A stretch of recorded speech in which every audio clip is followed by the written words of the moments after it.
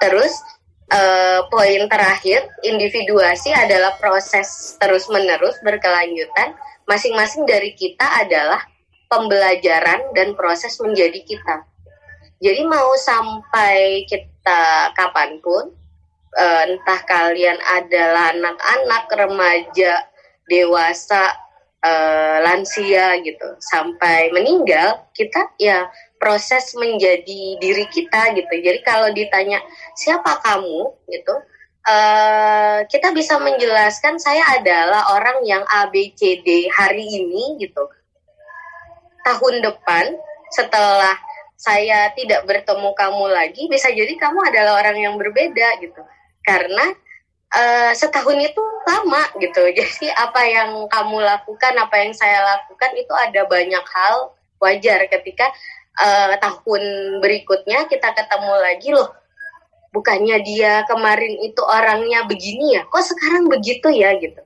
Itu adalah hal yang wajar karena individuasi tadi dia proses gitu, terus menerus tergantung dari bagaimana, ke arah mana kita melangkah, ke arah mana kita berjalan. Jadi kalau kita ketemu sama teman lama terus ternyata dia berubah, bahkan meskipun ketika kita tetap keep kontak itu ya misal kayak gini aja nih ya, pandemi gitu, kita lama nggak ketemu sama teman karena school from home, work from home gitu, terus sekian bulan aja nggak ketemu loh gitu. Nggak, biasanya kelihatan tuh physically sih, misal lo kamu berubah, yang misal rambutnya jadi tambah panjang gitu, atau wah sekarang gitu jadi kelihatan lebih cerah gitu dan lain sebagainya. Itu physically gitu, tapi kepribadian, karakter pun bisa jadi berbeda gitu. Misal dia jadi lebih bijaksana atau jadi lebih kontrol emosinya lebih baik gitu, atau justru malah jadi lebih agresif misal, dan lain sebagainya gitu. Jadi karena dalam sekian waktu lama tak bertemu itu banyak yang dilakukan gitu, karena hidup terus berlanjut, dia ketemu siapa, kita ketemu siapa, kemudian kita baca apa, nonton apa, dengerin apa gitu, itu akan mempengaruhi. Sehingga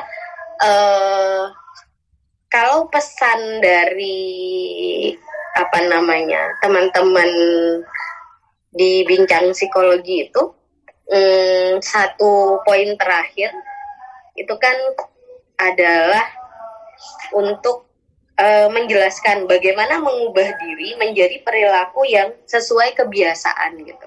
Jadi bagaimana kita menunjukkan self kita itu sebenarnya sesuai dengan persona yang kita tampilkan, topeng yang kita tampilkan. Kalau saya dari sepanjang membahas tadi itu membalik sebenarnya.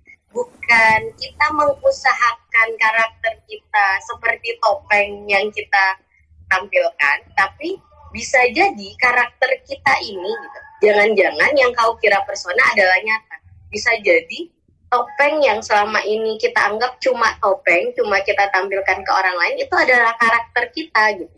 Misal, aku tuh sebenarnya bukan orang yang ekstrovert gitu, aku tuh introvert, tapi ya nanti nggak bisa punya temen dong kalau nggak bergaul sama orang lain gitu. Terus menerus bergaul gitu, berinteraksi sama orang lain, jadi anak yang rame gitu, itu akan membentuk diri kita menjadi terbiasa. Sometimes kalau misal kita agak waktu lama terus kita nggak hangout gitu bareng teman, kita ngerasa loh kok aku sepi ya, nggak ada teman gitu. Karena introvert dan extrovert itu bukan sesuatu yang kaku. Kamu introvert seumur hidup kamu introvert, kamu extrovert seumur hidup kamu extrovert. Enggak gitu. Itu adalah perjalanan garis bilangan. Ketika kita sering berinteraksi, sering rame gitu, sering beraktivitas dengan banyak orang dan lain sebagainya, maka kita akan bergeser gitu, dan kita akan merasa sangat sepi ketika kita nggak loh kok aku sendirian gitu, loh kok akhirnya aku ngerjain semuanya sendiri dan lain sebagainya gitu. Sebaliknya juga gitu, ketika kita mengaku adalah orang yang ekstrovert, yang nggak bisa kalau nggak rame gitu, kita pengennya bareng-bareng, kerjanya ya kerja kelompok, kerja tim gitu. Tapi setelah itu kita diharuskan di rumah aja gitu, berbulan-bulan selama pandemi yang sebelum Lebaran kemarin sempat ada PSBB dan lain sebagainya gitu.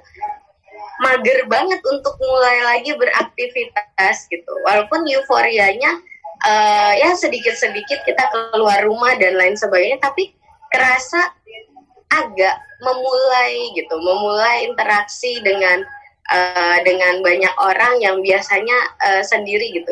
Itu akan kerasa berbeda, karena memang bukan kita berusaha menyesuaikan diri kita sama topeng gitu, tapi manusia ini bertumbuh gitu. Tadi ya pembelajaran, proses gitu. Jadi kita akan bukan kita mengikuti, tapi ya memang kita berkembang gitu. Oh, kita bukan berarti tidak bisa introvert atau jadinya berubah jadi ekstrovert, tapi kita bisa gitu. Kita bisa ke ekstrovert, kita bisa ke introvert gitu. Tinggal membiasakan aja. Makanya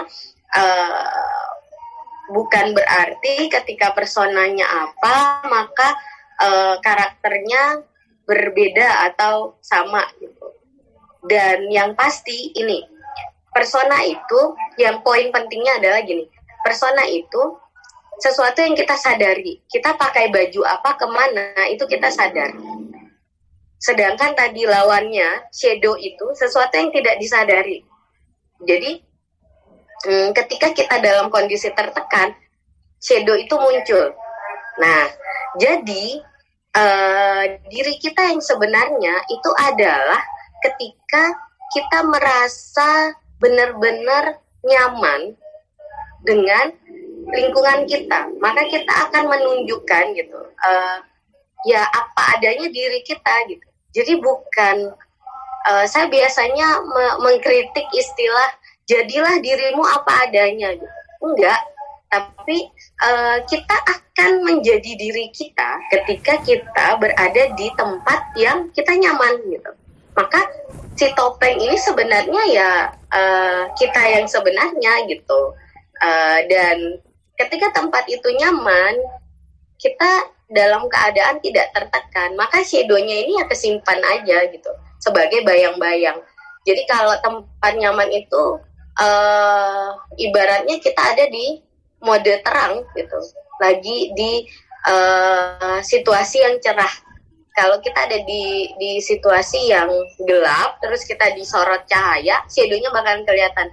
Ketika kita ada di satu tempat yang membingungkan, atau kita dalam kondisi tertekan, kan, galau, bingung gitu, maka shadow akan kelihatan, bayangan akan terlihat, ketidaksadarannya muncul. Itu sih. Jadi persona ini bisa adalah diri kita yang sebenarnya karena memang kita nyaman di tempat itu. Itu kira-kira yang saya sampaikan. Mungkin lebih kurangnya nggak tahu sesuai nggak sih sama waktunya. Saya balikin lagi ke moderator, mungkin ada pertanyaan, sanggahan boleh gitu dan lain sebagainya, silahkan. Terima kasih.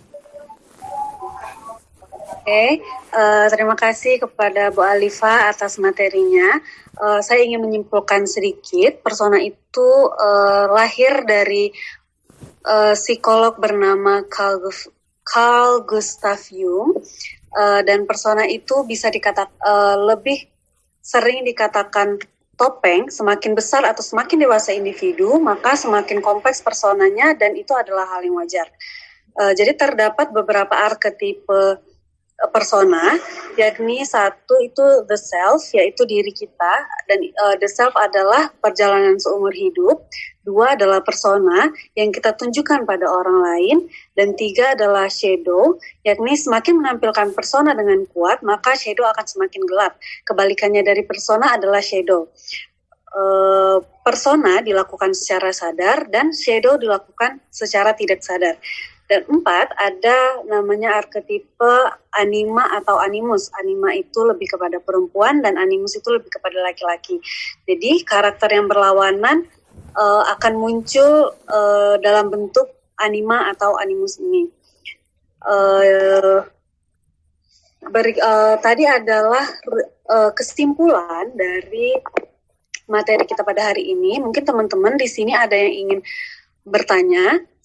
Saya persilahkan untuk 3 penanya terlebih dahulu. Ini ada Bu yang nanya.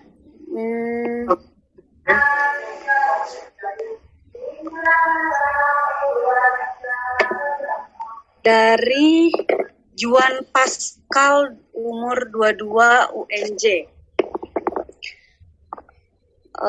Pertanyaannya adalah,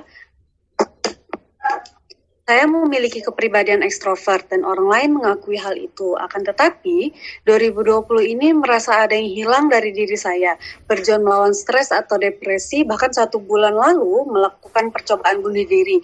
180% personality berubah menjadi perokok atau peminum atau gangguan pola hidup atau anxiety dan lain-lain. Dalam dunia nyata atau maya, berusaha tidak show off dengan stres atau depresi, tetapi berat untuk menutupi karena tidak mau orang lain menjudge bahwa saya berubah. Saya ingin mengembalikan sisi ekstrovert saya. Apakah itu termasuk jenis masalah persona? Apakah ada solusinya? Thank you. Itu Bu, mungkin pertanyaan nomor 1, pertanyaan pertama. Oke.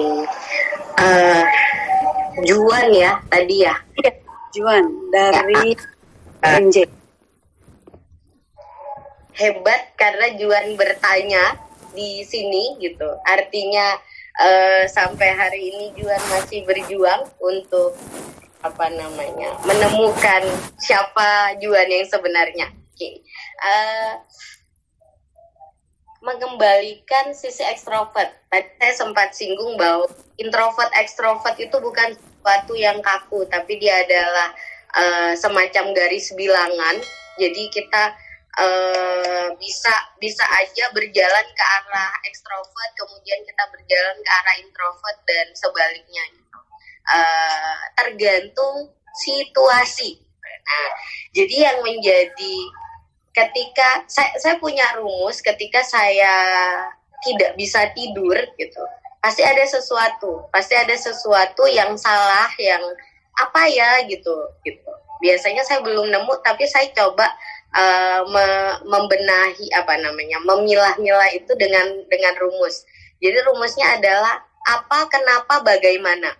Nah, perubahan di hidup kita itu tergantung dengan situasi atau putus-putus situasi perubahan di hidup kita itu tergantung situasi. Jadi kalau misalkan saya kok berubah gitu, tapi saya nggak mau berubah, berubah itu normal. Nah, pertanyaannya apa yang membuat berubah gitu. Jadi kita harus temukan apa gitu. Oh, misalkan ternyata saya yang kalau kata anak-anak sekarang quarter life crisis gitu. Saya memasuki masa transisi dari SMA menuju mahasiswa. Atau misalkan kalau tadi kondisi pandemi gitu. Jadi situasi dunia yang berubah yang mengharuskan kita stay at home dan lain sebagainya. Ada satu situasi, kita jadi berubah karena kita dituntut berubah. Apa yang terjawab nih? Pandemi. Terus kenapa kemudian kita berubah gitu? Karena kita berubah pas pandemi, tapi kenapa kita berubah gitu? Maksudnya kan yang disuruh adalah stay at home gitu. Kok ini jadi malah kehilangan diri kita yang dulu gitu? Kok jadi malah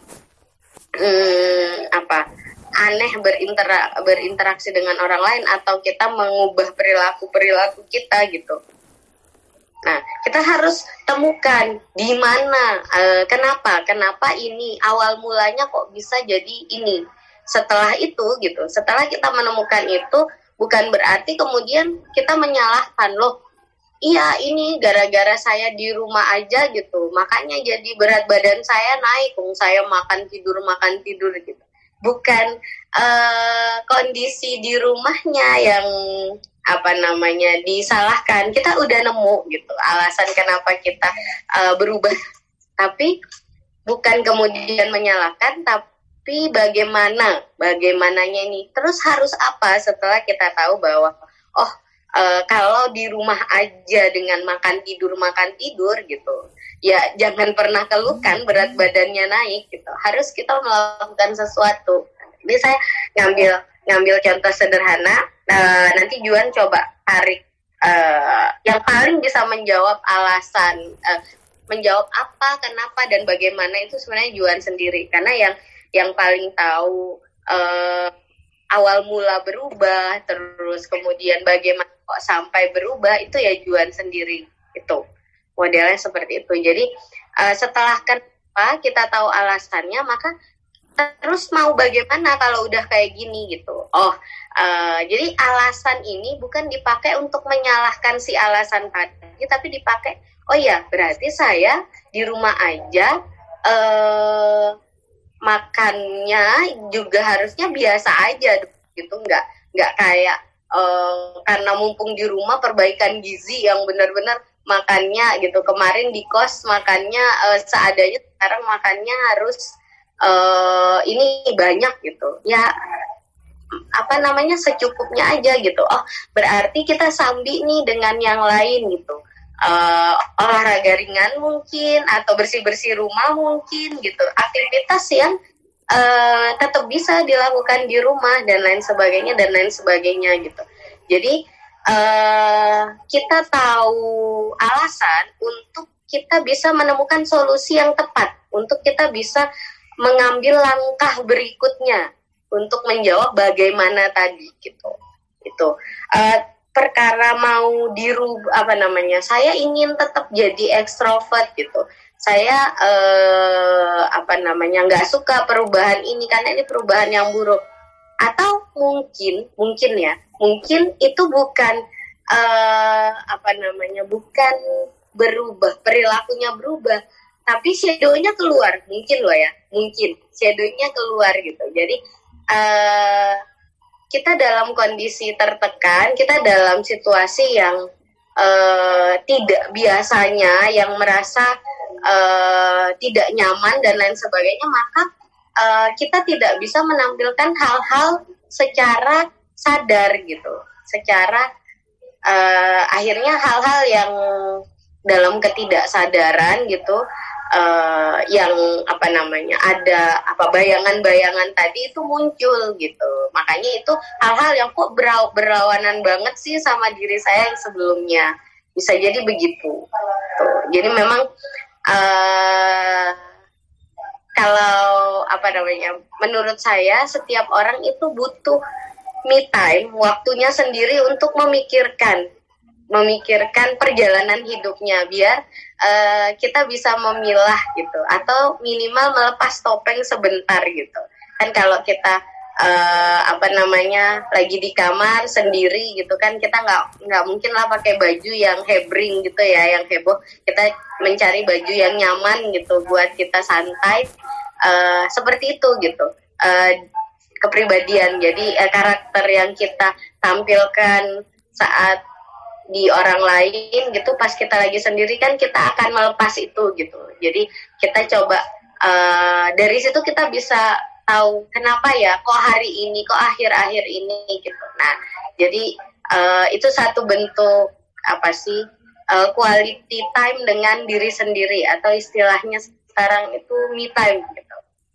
Kalau kita jarang me time, itu wajar, kadang kita tidak mengerti kenapa kita begini, kenapa kita begitu gitu. Saya kira begitu. Semoga bisa membantu Juan. Oke, terima kasih. Iya, sama-sama. Terima kasih kepada Bu Alifa. Semoga terjawab ya Juannya. Lalu ini kita lanjut ke pertanyaan kedua. Ada pertanyaan dari Julia Safira dari UHAMKA. Izin bertanya, apakah selama hidup kita akan terus melakukan persona dan bagaimana caranya kita mengontrol agar persona yang kita tunjukkan ke orang lain tidak sampai membebani diri kita? Begitu Bu pertanyaannya. Oke, sebenarnya tadi sempat saya singgung ya, apa yang di slide keberapa itu, ketiga kalau nggak salah. Jadi persona itu memang adalah tampilan atau sederhananya baju yang kita pakai, tergantung kita mau kemana gitu. Jadi apakah seumur hidup? Iya, kalau pakai konsep kepribadiannya Jung, persona itu pasti dipakai ketika kita pasti pakai baju yang berbeda kalau kita mau ke pesta, sama kita mau ke mall, kita mau ke kerja atau ke kampus, sekolah gitu, itu beda pasti gitu. Itu normal. Dan seumur hidup, ya seumur hidup, selama kita masih bersosialisasi gitu, masih hidup di lingkungan sosial, maka kita akan menggunakan persona gitu. Gimana terus biar tidak tidak melukai diri gimana supaya tidak membebani diri sendiri, Bu. Supaya tidak membebani diri sendiri. Hiduplah di lingkungan yang nyaman gitu. Membuat kita nyaman, bukan membuat kita boleh semua stimulus, semua hal yang ada di lingkungan sekitar itu netral. Yang menjadi tidak netral adalah respon kita. Jadi bagaimana cuaca berganti, hujan, panas, kemudian kita terlahir di keluarga seperti apa, kita punya teman-teman bagaimana, kita sekolah di mana, itu semua adalah lingkungan yang tidak mungkin kita kendalikan. Tapi bagaimana reaksi kita terhadap lingkungan itu, respon kita itu bisa kita atur sendiri, sehingga kita bisa memilih berada di mana. Kalau kita nggak bisa milih karena dipilihkan gitu, di tempat yang kita dipilihkan itu kita masih bisa memilih mau bagaimana gitu. Tidak bisa memilih karena dipilihkan, itu adalah pilihan kita juga. Pilihan kita untuk mengikuti pilihan orang lain, kan gitu. Jadi sebenarnya saya tidak pernah menerima statement orang yang bilang enggak, soalnya dipilihkan gitu. Enggak, yang salah adalah temanku karena dia ngajak ke sana. Yang salah orang tuaku karena suruh kuliah di sini gitu. Bagi saya itu adalah jawaban tidak bertanggung jawab. Karena sebenarnya ketika kita mengikuti itu mungkin dalam keadaan tertekan atau tidak sadar. Tapi mengikuti artinya kita bersedia menerima gitu konsekuensinya. Nah, ketika lingkungan tidak bisa kita atur untuk menyamankan diri kita, maka kita harus menyamankan diri kita di lingkungan gitu. Kita harus membuat diri kita nyaman. Misal nih, saya kuliah di jurusan yang tidak saya sukai gitu. Saya bekerja di tempat yang saya nggak suka.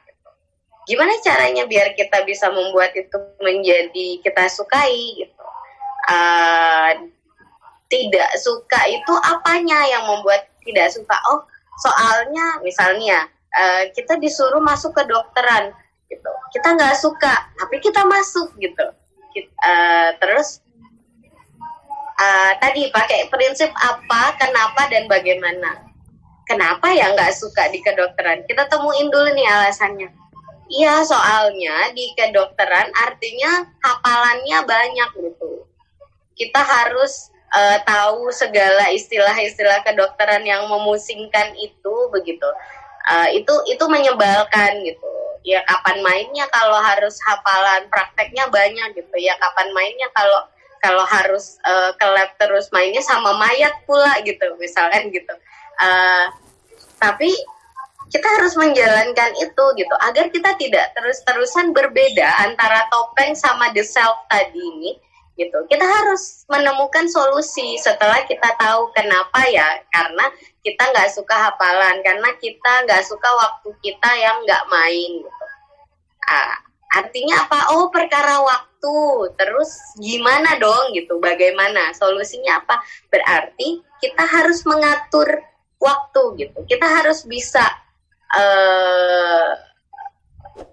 melakukan hal yang kita sukai di tengah hal-hal yang tidak kita sukai. Kira-kira gitu modelnya.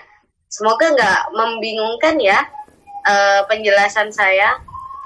Gimana? Menjawab? Iya Bu, terima kasih ya Bu. Oke, sama-sama. Oke, terima kasih lagi kepada Bu Alifa. Lanjut ke pertanyaan selanjutnya ya Bu ya. Oke, silakan. Pertanyaan selanjutnya dari Aldan. Aldan bertanya, apakah kita hanya memakai topeng ketika ada orang lain? Apakah mungkin kita membentuk persona meskipun kita berada sendiri? Sebab saya sendiri sadar adanya perbedaan ketika saya sendiri dan ada orang, begitu. Oke. Simple sih, ya seperti tadi yang saya bilang, pakaian ya. Saya mengibarat, karena kalau topeng itu kesannya biasanya dipakainya dipertunjukkan kan. Jadi saya mengambil contoh yang lebih kita aja keseharian itu pakaian gitu. Apakah kita nggak memakai pakaian ketika kita sendiri gitu? Enggak gitu, kita tetap pakai pakaian, tapi pakaian yang nyaman gitu. Jadi kalaupun itu adalah topeng yang kita pakai, itu adalah diri kita. Maksudnya topeng ini topeng yang sebenarnya mencerminkan siapa kita gitu. Jadi kalau dengan orang lain kan artinya kita dituntut. Misal nih kita berhadapannya ini lagi lebaran, pertemuan sama keluarga besar. Itu agak berbeda sama ketika kita sehari-hari di rumah dengan orang tua, dengan saudara kandung kita. Kalau keluarga besar kan udah ketemu kakek nenek, om, tante gitu, saudara-saudara yang lain banyak dan lain sebagainya gitu. Itu ada banyak orang lagi gitu. Nah, semakin besar lingkupnya itu akan semakin kita berusaha menampilkan yang terbaik dari kita gitu. Jadi kita mungkin akan menggunakan topeng entah misal topeng bahagia atau misal topeng intinya karakter yang kita tunjukkan adalah yang diterima di lingkungan itu gitu. Jadi kan nggak mungkin kita menjadi meskipun suasana hatinya lagi buruk, terus nggak mungkin kan ya lagi kumpul keluarga yang jarang-jarang banget loh gitu, terus kita bad mood, ngambek gitu, mojok gitu kan, itu kayak duduk di pojokan aja gitu kok kayak nggak asik banget gitu. Nggak tiap waktu juga kita ketemu sama keluarga besar misal. Jadi mau sebenarnya tugas numpuk atau aduh kok kemarin kayaknya gagal deh di satu mata kuliah, kayak nilaiku jelek dan lain sebagainya, itu dikesampingkan dulu gitu. Yang tetap kita posisinya ini lagi bareng keluarga gitu. Kita akan membuat gitu karakter kita ya untuk have fun gitu, untuk ramah, untuk bisa ngobrol-ngobrol, bersosialisasi bareng keluarga gitu. Jadi tapi kalau misal pas lagi sendiri gitu, apakah kita masih pakai topeng itu gitu?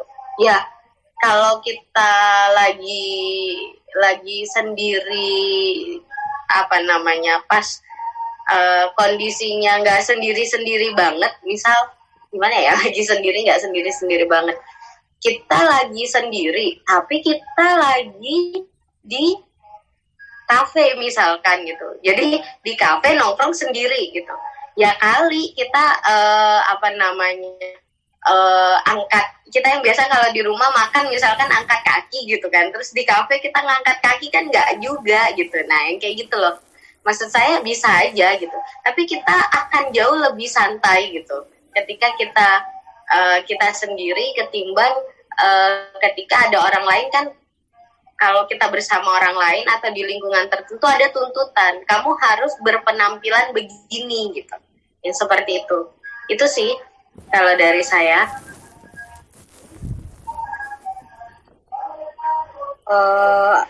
Bagaimana Aldan? Cukup Baik. terjawab. Terima kasih sebelumnya kepada Bu Alifa. Terima kasih. Sudah jelas. Iya. Ke pertanyaan selanjutnya ya Bu ya. Oke, silahkan. Mungkin ini pertanyaan terakhir karena waktu bertanya cuma sampai 16.50. Jadi pertanyaan selanjutnya adalah, Assalamualaikum, saya Mai dari Uhamka. Izin bertanya, bagaimana jika seseorang menggunakan persona, mungkin shadow, secara berlebihan? Jika berbahaya, apa saja bahaya yang mungkin akan terjadi dan bagaimana cara mengatasi hal tersebut? Terima kasih. Ini dari Mai Uhamka. Oke, Maya. Bagaimana ketika kita menggunakan secara berlebihan? Saya sebenarnya agak bingung mencari analogi kalau buat menjelaskannya. Jadi berlebihan. Persona ini adalah sesuatu yang kita tunjukkan gitu.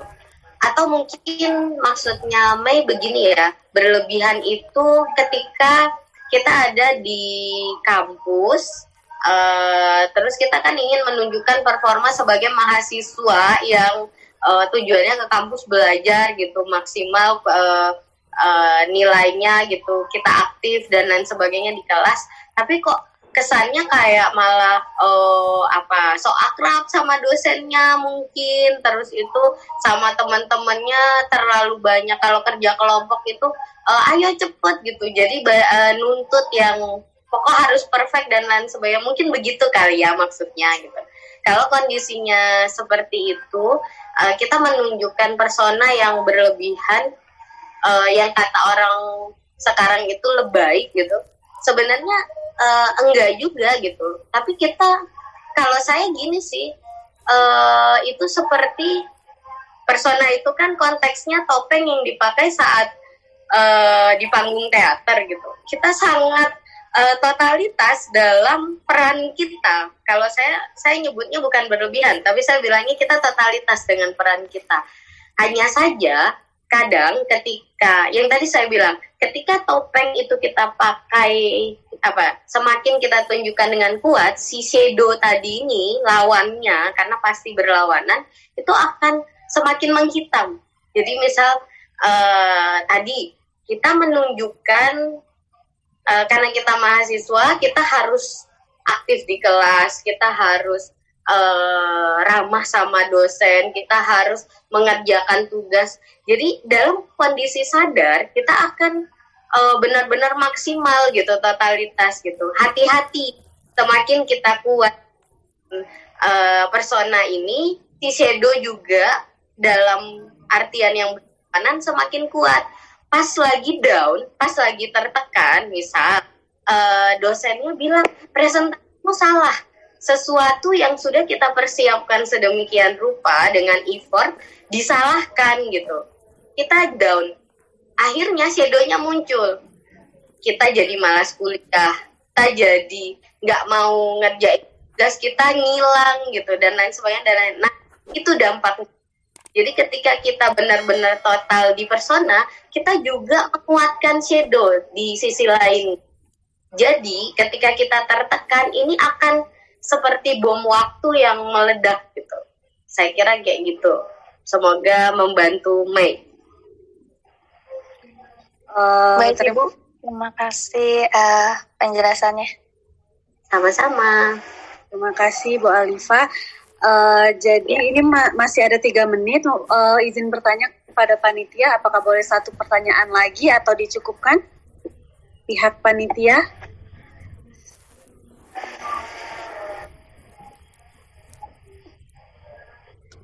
Oke, sepertinya masih boleh ya Bu ya. Satu pertanyaan lagi ya Bu ya, nggak apa-apa. Oke, silakan. Ini pertanyaannya dari Iwan Surya Halim.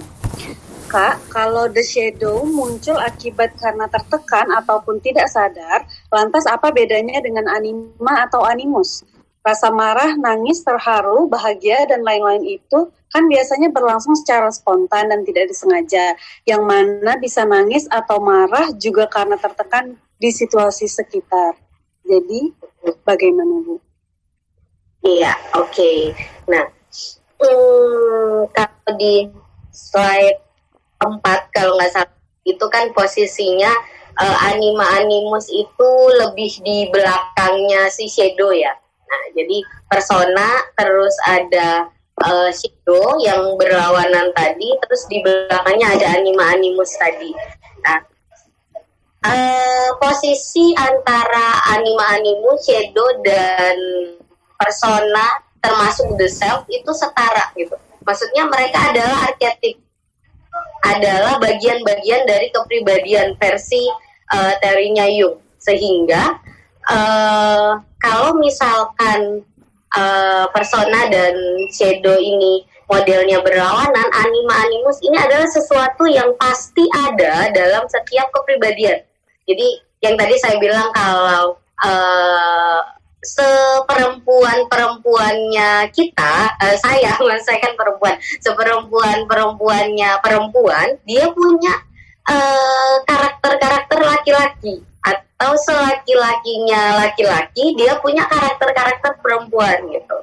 Jadi ini disadari maupun tidak disadari, dia bisa ditarik menjadi persona gitu. Misal laki-laki mau menampilkan sosok yang pengertian, sabar, lemah lembut, kan gak masalah gitu. Cewek senang loh dikasih perhatian gitu kan. Jadi boleh-boleh aja gitu.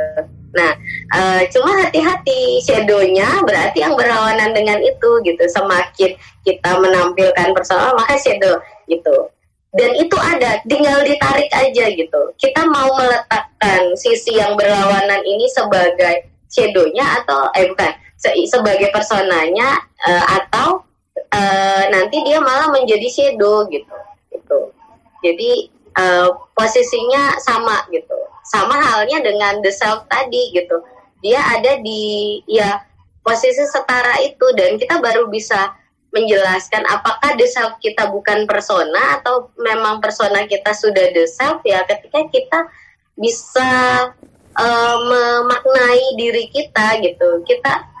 Kita memang menggunakan topeng secara sadar, tapi apa kita tahu bahwa topeng yang kita pakai ini adalah bukan kulit kita, tapi baju kita itu ketika kita melihat lagi ya, dan yang paling tahu kita gitu. Semoga menjawab. Ya. Bagaimana Ikhwan Surya sudah terjawab? Iya Kak, terima kasih. Terima kasih kepada Bu Alifa. Saya rasa tadi adalah pertanyaan terakhir dari sesi webinar kita hari ini, dan dapat saya simpulkan lagi bahwa persona itu sebenarnya adalah hal wajar, hal normal yang terjadi pada setiap manusia. Hanya saja jika mungkin dipakai terlalu berlebihan, itu mungkin tidak terlalu baik karena akan menimbulkan dampak-dampak tadi misalnya seperti stres atau bisa saja menimbulkan tekanan-tekanan kita lainnya. Maka dari itu penting bagi kita untuk mengontrol diri kita agar bisa menjadi diri kita sendiri sesuai dengan apa yang baik saja. Dan perlu kita ketahui bahwa tidak ada yang salah terhadap topeng apa yang kita tunjukkan kepada orang lain, karena kita juga harus menempatkan posisi diri kita di tempat-tempat tertentu. Kita tidak bisa menunjukkan sisi kita di rumah sisi kita kepada teman dan kita gunakan juga kepada dosen kita, karena itu adalah sesuatu hal yang berbeda. Saya rasa seperti itu kesimpulan dari webinar kita pada hari ini. Mungkin dari Ibu Alifa ada sedikit closing statement, Bu. Oke. Statement itu kalimat ya. Kalau misalkan agak panjang dari itu boleh? Boleh, Bu, boleh. Boleh. Saya mau membacakan tulisan saya di Twitter pada waktu setelah saya membaca Map of the Soul persona tadi. Jadi saya biasanya kalau habis baca buku itu melakukan permenungan dan pesan sedikit. Oke. Apakah persona itu diwariskan? Bagi mereka yang memahami psikologi analitik Jung akan mengerti bahwa persona merupakan topeng kepribadian yang digunakan individu untuk hidup di lingkungan sosialnya. Persona diadaptasi dari istilah Latin yang berarti topeng yang digunakan oleh aktor di panggung pertunjukan. Persona tidak diwariskan dalam artian secara genetik. Namun, kita mengenal peribahasa buah jatuh tak jauh dari pohonnya. Kita mempelajari situasi, kita mengamati lingkungan dan orang-orang di sekitar kita. Proses ini yang membuat kita memutuskan persona seperti apa yang akan kita tampilkan. Saya kira persona diturunkan dari generasi ke generasi dalam wujud nilai-nilai budaya dan norma-norma sosial. Semakin banyak individu melakukan interaksi sosial dan memperluas lingkup hidupnya, akan semakin banyak referensi persona yang dapat mereka putuskan untuk digunakan. Persona tidak membuat individu berbohong dengan tampilannya, tapi membantu individu menjadi proaktif dalam interaksi sosial. Nah, kebalikan dari persona yang ditampilkan adalah shadow atau bayangan yang ada di dalam diri.